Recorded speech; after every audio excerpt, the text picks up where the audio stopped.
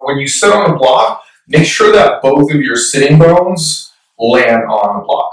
So probably don't have it turned the narrow way. And you can always turn your block up or add a second one if this is too much flexion on the knees right at the start. But relax your hands to your lap. And then, in not too hasty of a way, start to close your eyes so you pull the attention inward. In the yogic tradition, this is known as withdrawal of the senses, Pratyahara.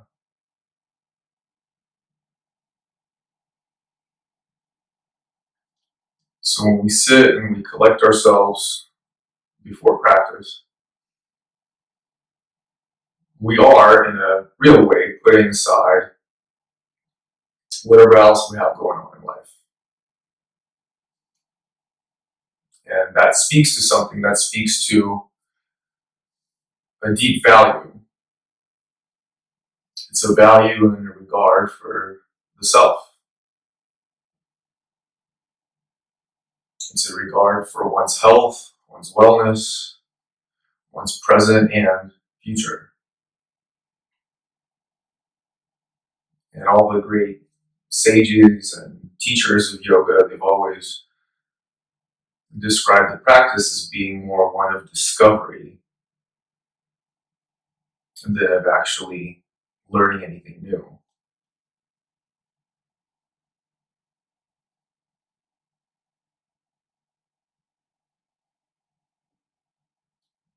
This has also been corroborated by great Western thinkers.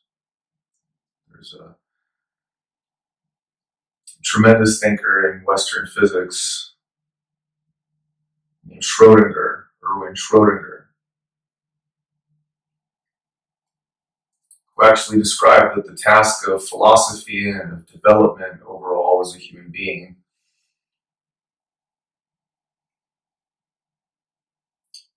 isn't just to discover something new, but it's to finally see something that has been right in front of one's eyes all along.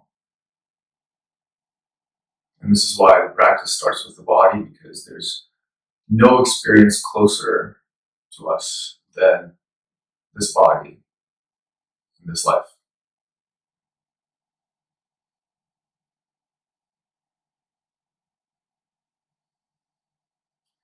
Slide your shoulders down off of your ears. Keep your chest presentable and elevated. And then keeping your eyes closed for another 30 seconds, bring your elbows behind your back, bring your arms behind your back, and just simply hold your elbows. And if it's too far to reach for the elbows, then hold as close as you can to the elbows, as long as it doesn't overly tug on anything that needs not be tugged on. And still keep your chest elevated and keep an eyes closed. So again, for the reason of withdrawing our attention from the outside more now towards the inside. Continue appraising how you sit, so that you're sitting evenly on the left and right sitting bones, but you're also sitting in a way, as I've talked about before, where you're creating a hint of sticking your butt out. Technically put an slight anterior pelvic tilt. And so holding your arms behind your back, take about 3 more full breaths. So when you inhale, make it a point to expand your abdomen before you expand your chest. And as you exhale, contract your chest before you contract your abdomen. And try to see if every subsequent inhale from there, every breath from there, can be just even fractionally deeper. And one mistake that we make when we do practices like this, physical bodily practices, is we fall into a lazy assumption that just because changes and shifts are happening at a micro level, they're happening at a subtle level, that somehow paints them as being insignificant. We have to see that this is the only way changes are made, incrementally, organically. Good. After your last exhale here, release your arms. And then you can gently start to open your eyes. You don't have to open them that much. And start turning to the left first. And bring your left hand behind you. You can recline backwards if it's too far to reach the floor. But you can always just put a block back underneath your hand. And as you press up from the floor or you press up from the ground, can't hear you. Okay, 1 second.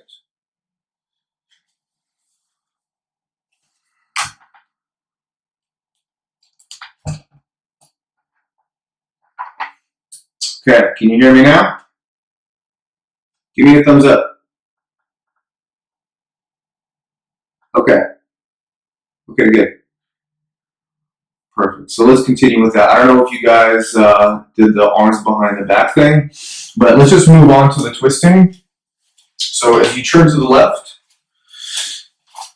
the idea here is not to twist too deeply. It's not to over twist, and really it's like about 40-50% of your capacity, but it's really for the purpose of getting a little bit more breath volume, respiratory volume, in just this general shape of the body. And as we know, in doing different poses, different body shapes allow different capacities of your respiratory system to be used. So just kind of understand where your maximum inhale and exhale capacity is within just the context of the twist. Take a couple more breaths. Still make sure that your belly expands, your chest expands and inflates. And next inhale, come back to center, proceed over to the right. Bring your right fingertips behind you. As before, you can recline backwards, because what happens when you recline is you're not actually sacrificing the dimensions of your torso, which means you're not compromising the dimensions of your spine. Because what you want to always avoid when you're twisting is any side bending, back bending, or even forward bending. You want to be able to stay as neutral as possible, other than the fact that the spine is twisting. And for these last couple of breaths, the way that you pull on your right leg, try to use the grip of your fingertips too. So you're not just holding your leg with your palm merely, but when you start to include your fingertips into it, this starts to neurologically recruit a better utility of your whole shoulder mechanism. One more deep breath out. And then inhale, come back to center, and come forward onto your hands and knees. You've been sitting there for a little bit, so you can always stretch one knee back at a time initially, but if you're ready for it, go ahead and start to set up your first downward dog.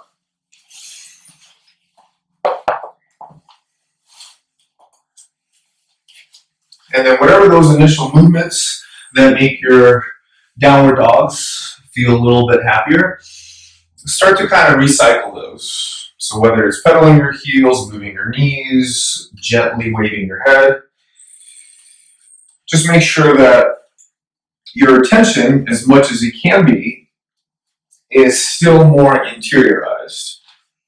You know, even though you do have to engage the body, you have to think of space and movement, direction. There's still a lot of room here to constantly track how all of these techniques and movements are experienced, which is to say, what's the feeling of doing downward dog? So getting a little bit more detail into it, try to step your feet back just a little bit further, if only your heels make it to the ground too easily. If you end up stepping your feet so far back that your heels don't touch, again, don't worry about it, but just keep working towards getting the heels to the mat.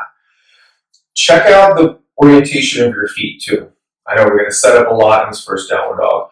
The space between your second and third toe, that's the space of the center middle of your foot.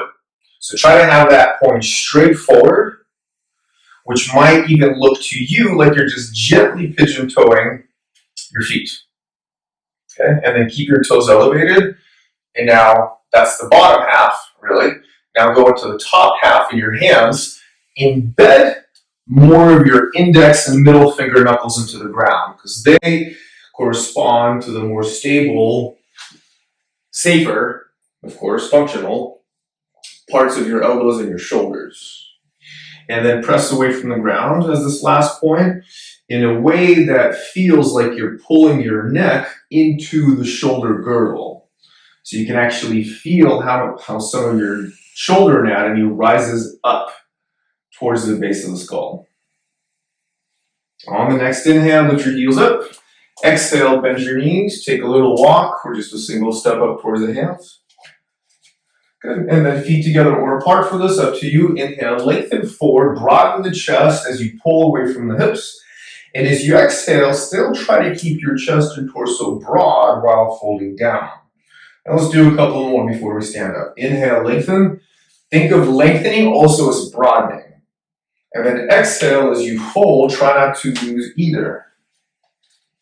And just two more like that. On your own, keep your eyes closed for this. Every inhale, you lengthen and broaden into half lifts. That's good. Every exhale, you fold down. And really wait for the actual terminus point of your breath before you stop the folding. One more time on your own.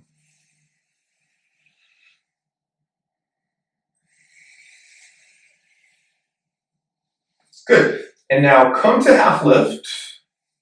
Place your hands on your hips. Pull your elbows back behind you. And with a straight spine, because I know there's differences in what is taught. Now, the way that the spine and the whole torso works is when it's straight, which is neutral, that's when it has the most safety and integrity. So when you come up to stand, try to come up without any bend in the spine, almost like your whole torso is one solid plank. Okay, and then hands can come down at the sides. Now we'll slip right into our Surya Namaskar. So inhale, lift your arms up, lift your toes up, squeeze your heels down. And as you exhale, fold, engage your quadriceps, and project your ribs away from the hips. Inhale, lengthen everything, broaden everything. And then when you exhale, step back to high push-up. We'll take a couple extra breaths in high push-up, of course, so keep your arms very strong. And do it as if you're sinking your hands into the mat. Okay? Engage your legs. Just make sure the knees are straight. Locked is not the same as locked out. So a locked knee is good because lock would imply strength and stability. And then focus for the next couple breaths just on rounding right here in your upper back. The way that you're pushing into the ground, I want you to try to create almost a hump in your upper back that really starts to ignite a whole different sector of your shoulder stability mechanism. Take one more breath in like this. And then as you exhale, keep your legs firm, lowering down, either to the floor or just to your low plank. Inhale, sliding to upward dog. Take it easy on the first one. And exhale, clip your toes down, back to downward dog. And returning back to dog pose. The first things that we always want to be the most engaged with, because there is a priority, as I said before, there isn't necessarily a hierarchy. We want to prioritize what's in contact with the environment. So that means what's in contact with the ground, what is the thing or the things that you're bearing weight on. Because if you can start to redesign and recalculate how you bear weight on those surfaces, whatever they may be, is going to influence how everything else from those parts of the body are affected. Next inhale, lift the heels up. Exhale, bend your knees, walk, step, or hop forward. Good, nice and soft. Inhale, lengthen, keep your kneecaps lifted. Exhale, fold. And don't stop folding until your exhale is done. And as you inhale, come up to stand with that straight, open spine, which creates a nice straight open chest. Maybe not straight chest, but open chest. Good. And again, inhale, lift your toes, engage your glutes on this portion. And when you exhale, fold, turn off the glutes and turn on the quads instead. Inhale, lengthen and broaden everything. Broad ribs, broad torso. Exhale, plant your palms. And then step back from this very exhale, come down to your low plank. And then proceed to upward dog and returning back to downward dog as your breath asks you to. And again, relax your neck once you're in downward dog.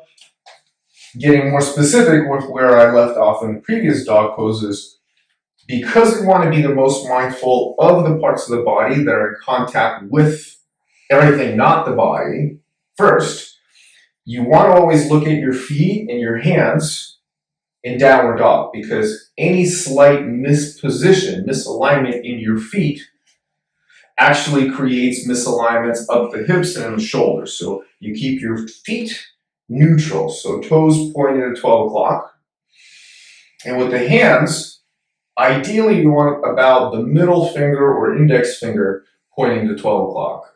And that'll create the conditions that will allow those relevant body parts to work better. Next inhale, lift the heels up. Exhale, bend your knees, walk, step. Good. Inhale, lengthen everything. Exhale, fold. Good. And on the next inhale, slowly come all the way up to stand. Okay. And exhale, arms down. All right. Hold on. Something's not working. I don't know why this mic isn't doing right things. Okay. So can you hear me now? Yeah. Okay. How long ago were you able... When was the last time you heard me? Have you been able to keep up with the Sun Salutations? Probably about 2 sun cells ago. Okay, good. So we're on our last one. So let's do it. Let's come to the top of the mat. Thank you. Of course. Sure to do it. Okay, but I'm going to mute everybody just so noises from your end don't come in. And then if you have to say something, just unmute yourself. Okay, so let's begin in our last one, our third Sun Salutation. Take a deep breath in, lift your arms up. And then exhale, fold forward. Good. Inhale, lengthen. Exhale, plant your palms. And as you exhale and step your way back and lower yourself down to low plank, hover if you have to in low plank to make sure that you get the full expanse of your exhalation. Which is a funny way to think about an exhalation. Think about expanse, really kind of suggest space and room. And if you really start to study how your exhale works, because a lot of techniques in yoga are predicated on having the exhale led, you'll find out that there is a different kind of spaciousness or roominess that an exhale qualities have, that's similar to an inhale, but obviously different. For hopefully obvious reasons. Next inhale, lift your heels up. Exhale, bend your knees, walk, step, or hop. Good. And inhale, lift your toes, lengthen and broaden your torso. And then exhale, fold. On the next inhale, come all the way up to stand with a straight spine.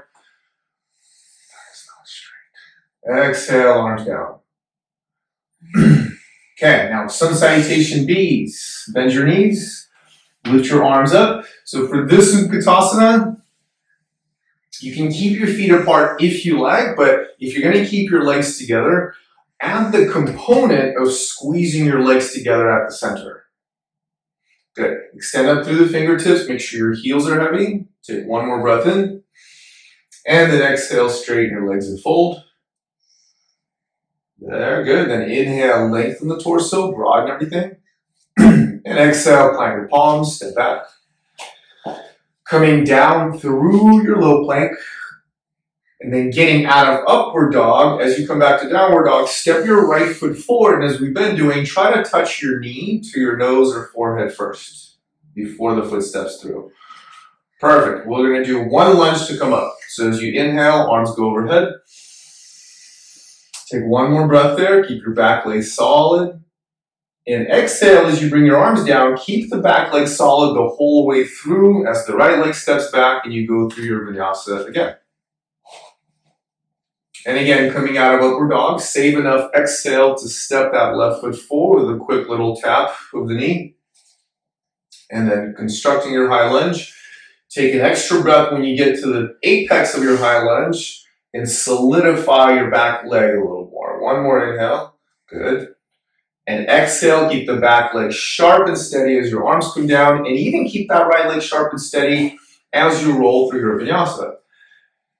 And the vinyasa sequence is very often where we drop our guard and we let a little bit more slack appear in legs. And that leg slack does actually impede our ability to learn how to use our body better. Just the whole larger discussion of how to use one's body, it really does come down to knowing the legs first, because your legs are what carries and holds the body and carries it around the world, around life.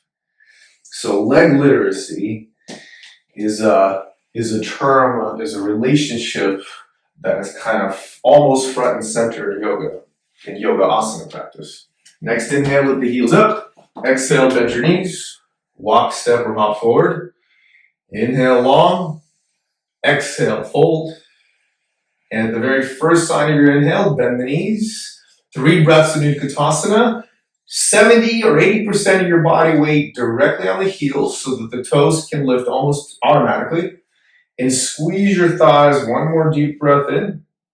Exhale, stand up straight. Arms simply come down. Good. 1 more. Bend your knees. Inhale, arms up. Exhale, straighten your legs while folding. Nice. Inhale, lengthen. Exhale, plant your palms, step back. Now remember, coming out of upward dog, don't get rid of your exhale all at once. Save enough to step the right foot forward with a quick little knee to head touch. You're going to come up to high lunge as you did before. On the next exhale, fold forward. Keep your hands on the mat, straighten your front leg. Fold down on top of your front leg. And you can keep the back heel lifted, kind of keep the back leg in the whole general shape of high lunge. Good. 1 more breath in this pose. And then walk your hands back in until they're underneath your shoulders. Pivot back heel down to the mat. Go right into Trikonasana triangle pose. Now, when you keep the front toes lifted, especially in the right leg on triangle pose, it's going to help you lift your quadriceps and your kneecap up. And that creates an action on the front of the leg that starts to liberate the tension on the back of the leg. Next inhale, come into Parsvakonasana, side angle pose. Just doing a few preparatory classical standing poses before our main course. And on the next exhale, bring your arm down, step your right leg back. Make sure that every chaturanga has the deepest sign part of the exhale assigned to it. And then step your left foot forward, coming out of upward dog. High lunge to start. Arms overhead. And do with your shoulders as you would do in downward dog. So press and elevate the shoulder blades as much as you can. Good. Now next inhale, straighten the front leg. Exhale, fold down. And now just stay folded on top of the left leg. And instead of aiming your chest or your face directly towards the leg, try to really align the left side of the torso to the left side of the leg, to the left leg. Because that's the part of the torso that's in line with the leg already. So we're really just working through basic architecture, basic planes of movement in the body when we open up class. Next inhale, walk your hands back a little bit. Open up to triangle pose. Back heel goes down. Keep the front leg straight. Keep your toes lifting. Good. 2 more breaths here. And try not to do the posture with your teeth, with your jaw or with your tongue. Parsvakonasana next. If the hand can't reach the ground, you can always just put your elbow on your thigh. But rotate your chest up. And part of trying to face the ceiling or face the sky in this pose has to do with the action of the bottom arm. 1 more breath like that. Next inhalation, bring your right arm down. And on the exhale, step your left leg back as you lower. Proceeding to upward dog in the inhale. Exhale back to downward dog. Great. 5 breaths in dog pose. Remember, keep sending your torso away from the floor using your arms in downward dog. So the ability or the intent, the direction is to get further from the mat. In a way, that's what standing, balancing really means, is you're not just succumbing to the force of gravity, you're kind of constructively resisting it, intelligently resisting it. Next inhale, lift the heels up. Exhale, bend your knees, walk, step, or hop. Good. And then inhale, lengthen, broaden the torso. Exhale, fold.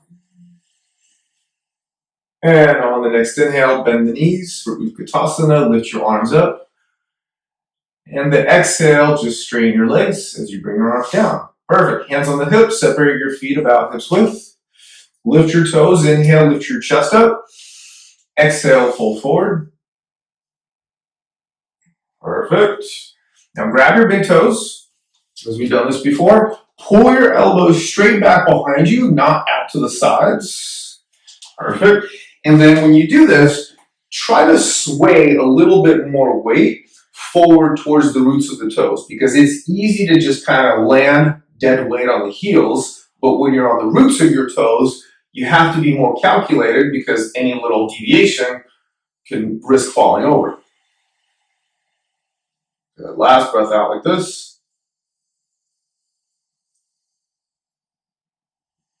Perfect. And then hands come down to the floor. Lengthen your torso for a half lift first. And then exhale, plant your palms, step back. Take a vinyasa. We'll meet back in downward dog.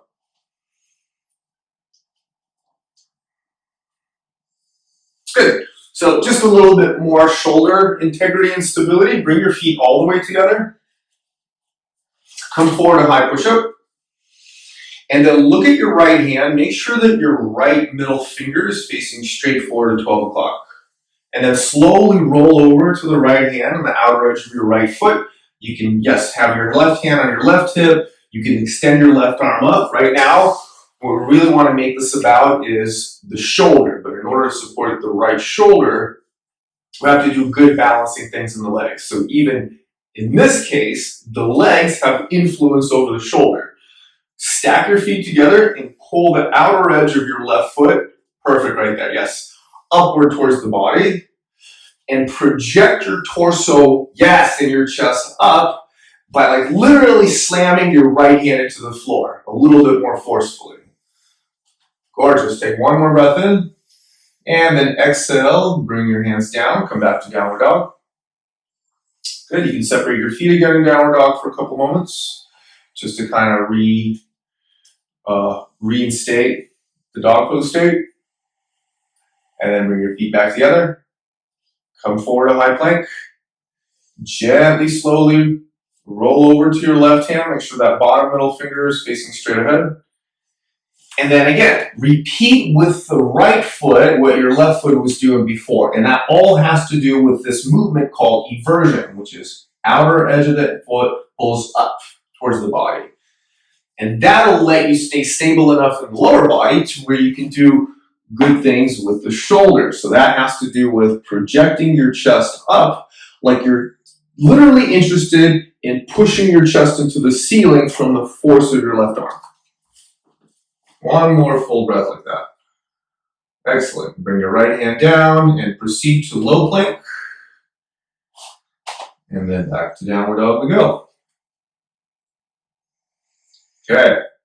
So hips, legs. Can't do a leg movement without also doing a hip movement. You can't do a hip movement without doing a leg movement.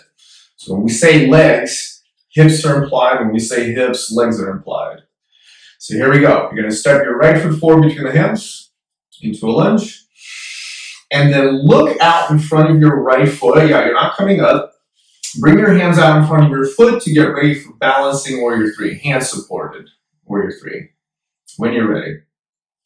And when you step up on top of the right leg, you don't have to really lift the left leg much as long as the orientation of it is correct, which is toes and kneecap straight down. All right, so here's what we're going to do. You're going to inhale, lengthen your chest forward, keep your left leg lifted. And as you exhale, step the left leg down, bow your head in towards the leg, bring your left foot towards the right foot, next to the right foot, and then lift your right leg up. So exhale and round here, and try to get your forehead to your knee. So we're going to go back and forth. It's going to take a little bit to get used to it. So now you're going to inhale, lengthen your chest forward. Exhale, round your head in as you bring your right leg down and lift your left leg up while staying rounded in. Good. So it's kind of like a weird little march in place. Now keep your left leg lifted. Inhale, lengthen your chest forward. Exhale, fold the chest as you bring the left leg down next to the right leg, and then lift the right leg and keep the left leg down while staying rounded in. Good. Now inhale, extend your chest forward, keep the right leg up. Exhale, chest and leg come down at the same time, and the head stays down as the left leg lifts. There. Couple more. Inhale, lengthen. Exhale, remember, leg and chest come down at the same time. The chest stays down, opposite leg lifts. Last one. Inhale, lengthen. Exhale, right leg and the chest comes down as your left leg lifts. Good. And then step back to lunge. Left leg back, right foot forward. Nope, come on up with the hands on the hips. Okay, now bring your arms up towards the ceiling first. Keep your arms up there, and now turn your torso as much as you can. Don't worry about how much it is exactly to the right. Stay vertical, but keep the arms up. Yes, which makes it a little bit harder, a little bit more annoying, no? So as you try to turn your left chest more forward, more to the right, notice how far you get with that, and now then separate your arms and see if that gives you a little bit more leverage. Just the simple change in your arm position and what effect it has on the twist. Keep the twist in the torso, bring your left hand to the ground. Good, look up towards your right hand and project your left arm down, project your left foot down so that what's on the mat, what is stable, is taken care of in a way that the spine is by default safer, better.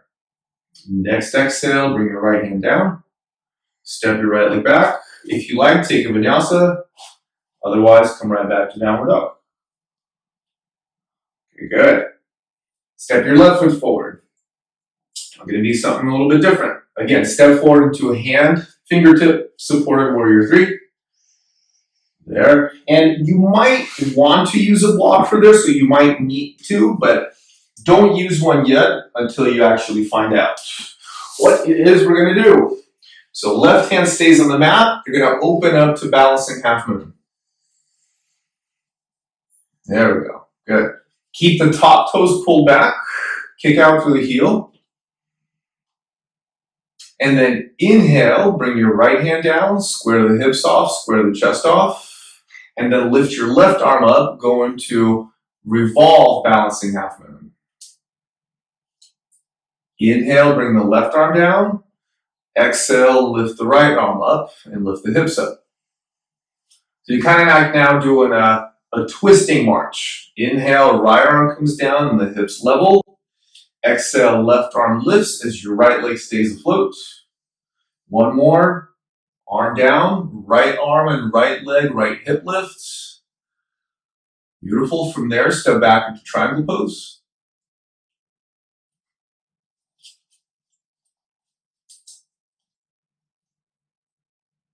And on the next exhale, bring your right hand to the mat. Step back either through vinyasa or back to downward dog.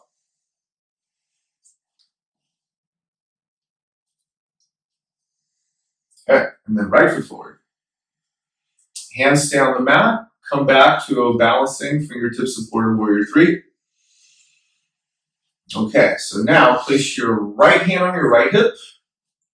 Keep your left hand on the mat.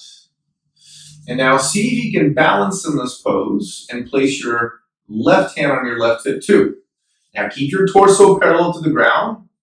I'm going to do this slowly. I want you to open up to balancing half moon and only bring your hands to the mat if balance starts to get risky. This is really good. See if we can do that a couple more times.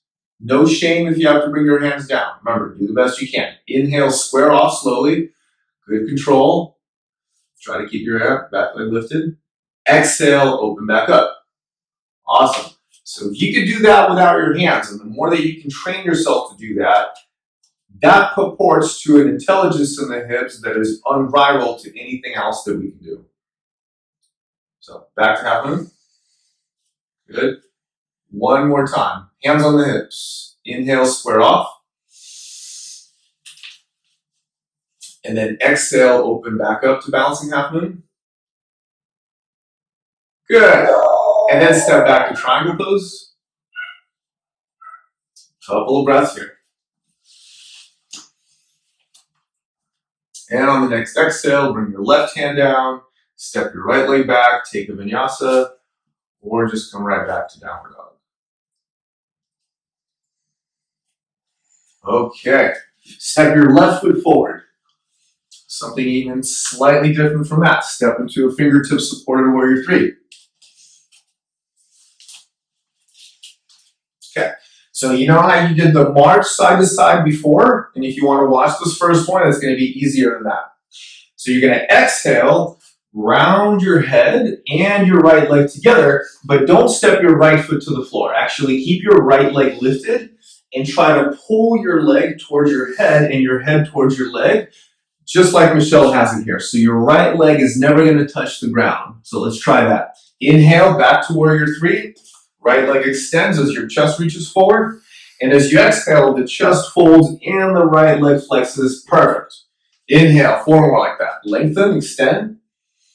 Exhale, round everything. See how close to your ankle you can get your forehead. Inhale again, lengthen, broaden. Exhale, fold, reach. Two more.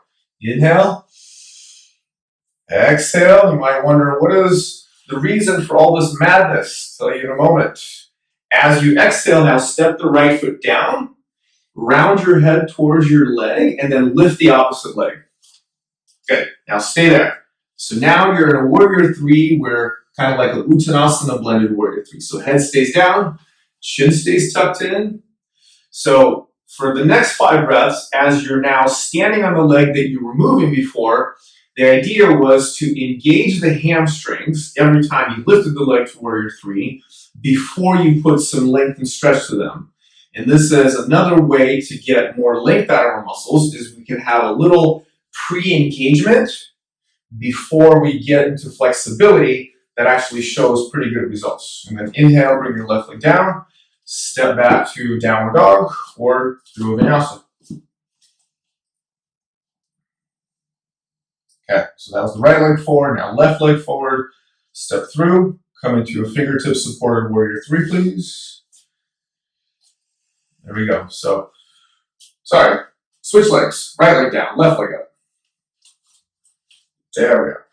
Now 5 of these, as you did already. You're going to inhale, lengthen, exhale, fold.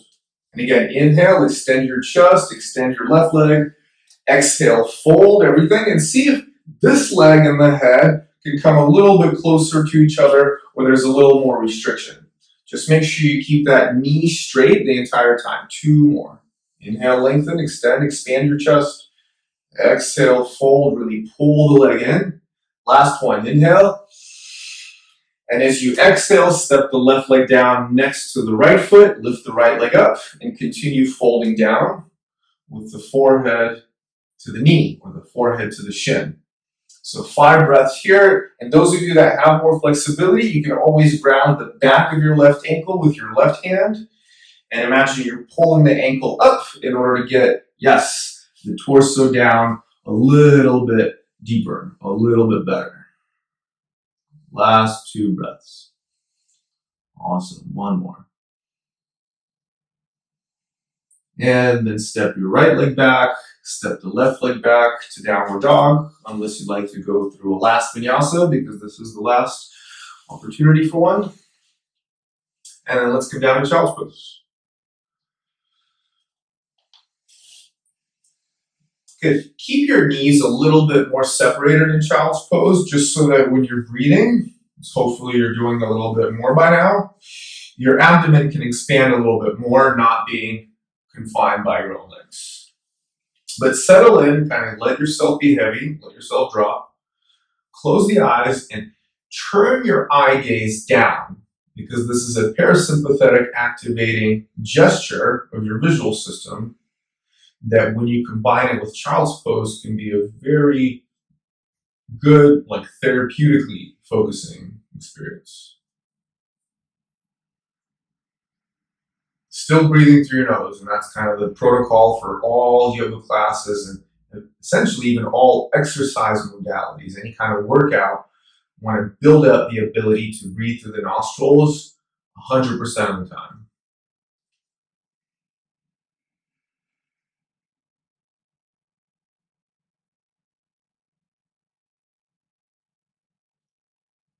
Okay. And then walk your hands in towards the knees, stand up. And then Michelle's going to turn towards the front. So you're going to stay sitting on the heels. You can sit on the block or just sit on the heels. And we're going to do a little side bend first before we move into the hip flexors. So that begins with the left hand out at the side of your body on the floor. Just look and make sure that your left hand is in line with your left hip, right? And then you start to walk your left hand away from you to the left, and keep walking that hand until you feel the opposite butt, the right one, coming off of your right heel. As soon as that happens, flatten your hand down and then push away from your left hand so that, yes, you're kind of re-anchoring the right sit bone to the right heel again. At that point, take your right arm overhead. Make sure that your neck, stays in kind of like this general side bend shape of your body, so that your head just doesn't fall off the cliff. And project your right arm not just to the left, but projected up more than anything. So right here, the space between the neck and shoulder can start to be taken up, which is to say eliminated, by the elevation of your shoulder blade. Ooh. Good. And as you fold a little bit deeper, you may have the ability to bring your left elbow to the mat. So if you can do that without completely uprooting your right sit bone from the heel, that's fine. Just make sure you're still pushing leftward with your left arm so that there's force going down here on the right side of the body, on the right hip. You got about 2 more. Oh, make it 3. It's not every day that we get a good side stretch, is it? You know, there's all this lung tissue on the side of the body as well. Usually we have our arms right over the side of the body, and probably have our arms over the side of the body because we get a little ticklish there too, right? Inhale, come back up. Okay, now right fingertips come to the ground. Make sure that your right hand's in line with your right hip, and then start to walk your right hand over to the right until your left hip lifts. As soon as that happens, press away from your right arm, and then lift your left arm up. And if anything, you can rotate your eyes and your nose and look up. Just don't let your head rotate down, because that's going to kind of start to tempt you into having a little bit more like a slovenly, sluggish, not very crisp form of relating to your body. Physical attention, physical focus. As before, if your right elbow can come to the mat, make sure that you're still pushing away from the right, excuse me, so as to keep nailing your left hip closer to the heel. And you might already notice that this side, is it more flexible? Is it less flexible? How different is this side? And remember, don't just settle for the first answer. Just because you may not be able to perceive a difference doesn't mean that a difference doesn't exist. That's why we do yoga, is to try to see what has been there all along. Inhale, slowly come up. Lovely. And then we're going to step into a lunge. You can turn back to the right. You're might need a block for this. You may not. We'll see. So you're going to start with your right foot forward and your left knee down. If you need any kind of extra cushion for your left knee, make that happen. But here's the thing. For this lunge, you want to be able to extend how far the front foot is from the left knee. So do that more by, extending this left leg as far back as possible without compromising the lunging position of the front leg too much. And when you get that back knee down, place your right hand on your right leg. keep your left hand on the mat and right hand on the thigh, on the knee, and then start to push your right leg away from you. So if I do it facing the camera now, you can see a little bit better. So what you want to do is push your legs so as to create more distance between chest and that right thigh. Just make sure that your toes are on the same angle, the same plane as your right thigh is. And so you're going to push your right leg, which achieves two things. It gets you a little bit deeper into a certain range of your hips, in that external rotating abduction range, but it also helps you design a little bit more effort for your twist. Now that the body's warmed up, you can really start nailing the depth of the twist with a lot more security. Okay, from here, keep the amount of twist that you have. Remember, the whole idea for this kind of lunge is to get this left thigh as close to the ground as possible. So you're going to keep that as is, bend your back knee, and then lift your foot and grab your foot from the outside with your hand. And for now, keep your left hand on the mat, don't lower down. So what Michelle did, she lifted her butt up, so I'm going to have her come down again. So this is the pose that you started in, right? And by the way, if you can't reach your foot, put a strap around your foot and hold the strap. So you start here, but then where we're going is we want this to come to this. So we want the heel and the butt to come together. So what you can do slowly, that's why she kind of did it quick, she's used to it, you can lift your butt to meet your heel halfway. Even if it's a little further than halfway, fine. But get your butt and your heel to actually have that experience of contact. And when you get the contact, keep it as you start to lunge right back forward again.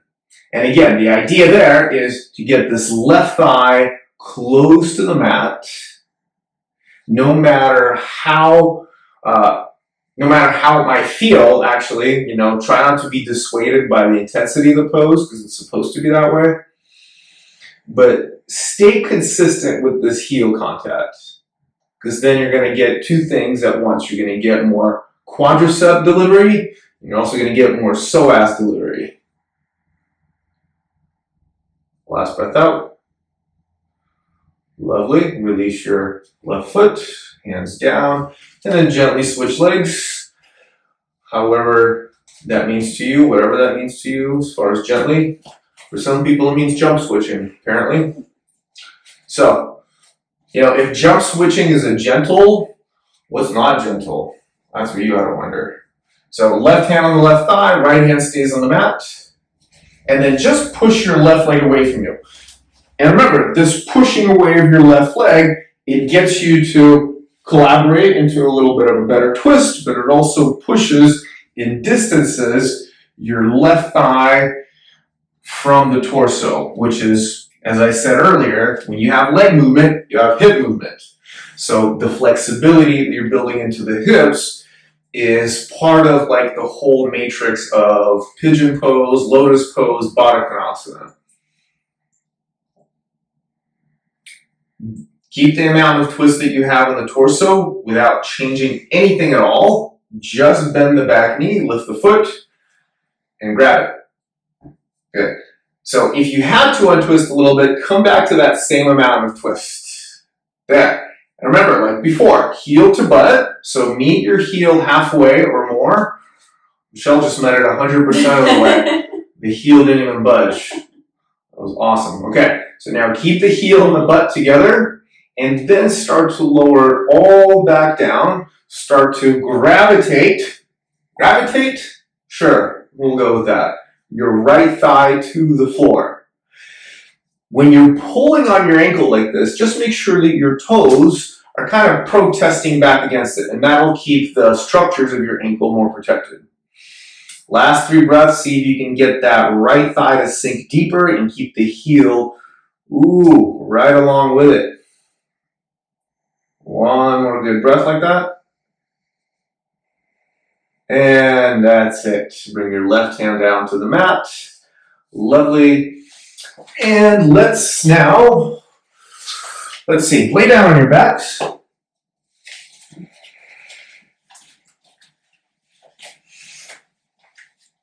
Okay, and then start with your knees bent.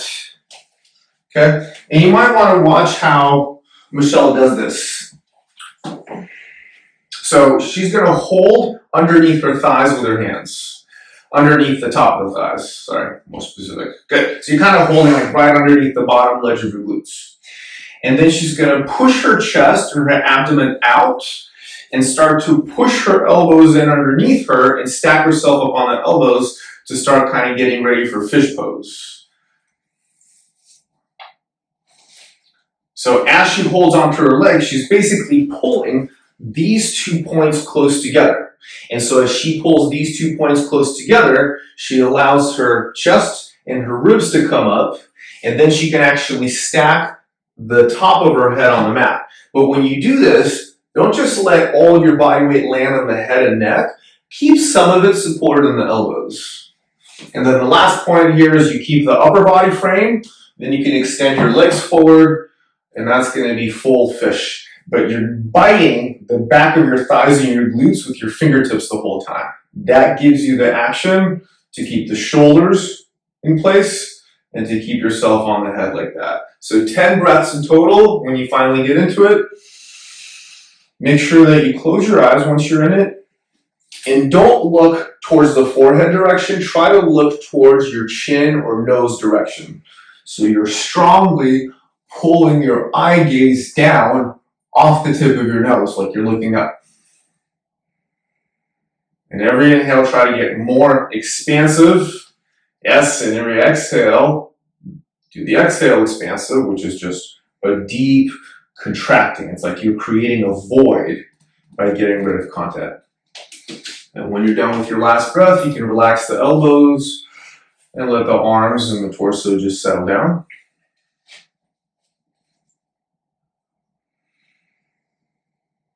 And 3 breaths or so in after the pose. Just lay quietly and observe the nice effervescent effects of the back bend, the post back bend state.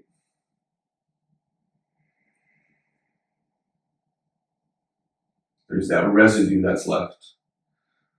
You know, what is that stamp that this back bend has left in your body? Okay, and then again, keep your feet hips width apart, keep your knees hips width apart. Grab a block, and you're going to put the block right between your thighs. You can put it close to the knees if you like. Just make sure that if you're going to squeeze the block with like literally all your strength, the edges of the block wouldn't hurt your legs. So you can adjust that accordingly. And then hands stay next to the hips. You're going to inhale, lift your pelvis up. Just regular old bridge pose. Squeeze your thighs together tight. Squeeze the block really tight. And try to get your pelvis up a little bit higher. Good. So just anytime you're in bridge pose, look for the basics of having knees, hips, and shoulders on a single line. If you want to take your hips up, or if you can higher, that's fine. But just try not to let your hips drop lower than that. Last 2 breaths. Keep squeezing the block. And last one like that. When you exhale, lower yourself down. And you can either put the block off to the side, or you can just keep your legs resting in that position. But between poses, nothing, just absence of action. It's just all perception. It's all taste.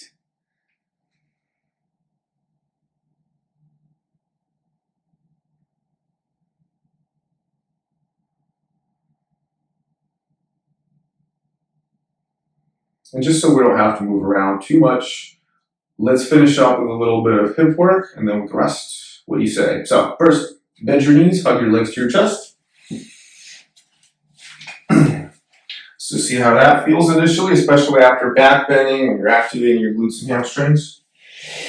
And now from here, you're going to cross your right thigh over your left thigh. Right thigh over the left thigh. And you can use a block like this. You can put a block underneath your bum. But basically what you want is your thighs more in line with the chest, as you can see.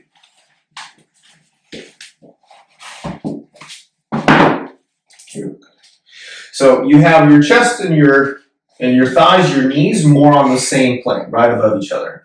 And now you see that your left ankle's on the right side, your right ankle's on the left side, so you're going to use the left and right hands. Hold either your feet or hold at the ankles and just pull straight on down. And you might not be able to even pull that much before you feel something happen. So great. When you feel something happen, that's when something happens. So try not to shriek away from what you're feeling in your hips as you do this. Find that perfect level of intensity of this kind of stretch, and then just stay right in the hot spot. Because oftentimes we hit it, we kind of just back up. But if you stay with it, you'll notice that it's not too long before the severity of it starts to melt, and it's actually not as bad as it was 5 breaths ago. And that's the point where you pull in a little bit further, until you get back to that previous level of intensity. So you never let yourself completely off the hook until the final resting pose. 4 more breaths. And this is basically supine Gomukhasana, Supta Gomukhasana. Okay, now you can release the feet. Recross your legs the other way so that your left thigh goes over the right thigh. Okay, and again, hold the opposite ankles or feet. Now, if you hold the ankles, that's going to help you stay a lot safer in them. But if you're going to hold your feet, make sure that you're, pushing the outer edges of your feet against your hands. So you're not just totally surrendering to the pull of your arms with your ankle structures. You're resisting that action. Ooh.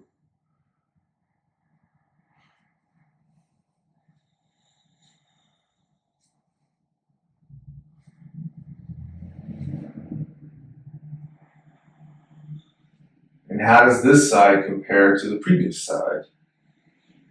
We all have that one favorite one. Okay, one more breath.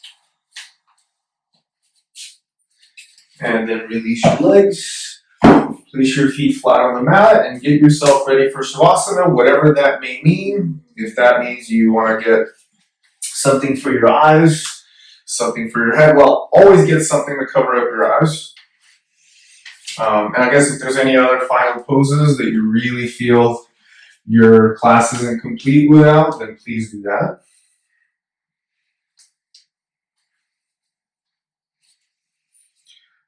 So at the end, you got to put your head up on any kind of a little level, unless you know that your neck has specific needs and limitations that you need to support your neck. And in that case, definitely do what your body requires. In every other case, you have the support under your head, just like a little bit of your mat. You can roll up the top of your mat, you can use another blanket, towel, and it's an inch or 2 lift. It's not much. It's enough to just create more length than the habitual on the back of the neck. If you're using a bolster, you can always put a bolster underneath your knees so that your lower back can feel a little bit lighter. And the towel or like one of those eye pillows has really shown to just make your Shavasana, it makes a good situation even better when we start to restrict the ability of the visual system to be engaged in the middle of a rest. And that gets us into that state again of Pratyahara, as I was talking about in the beginning. The way that human beings have evolved, and a lot of other creatures as well, is what pulls us out, sensorily speaking, out of our body and into relating to the world or someone in it, is vision. Because our vision is so acute, it's so precise, it's so strong, and it's so hyperactive. It's hungry. That it doesn't take much for our eyes to pull us out of the body. And this is why the practice of meditation exists with the eyes closed.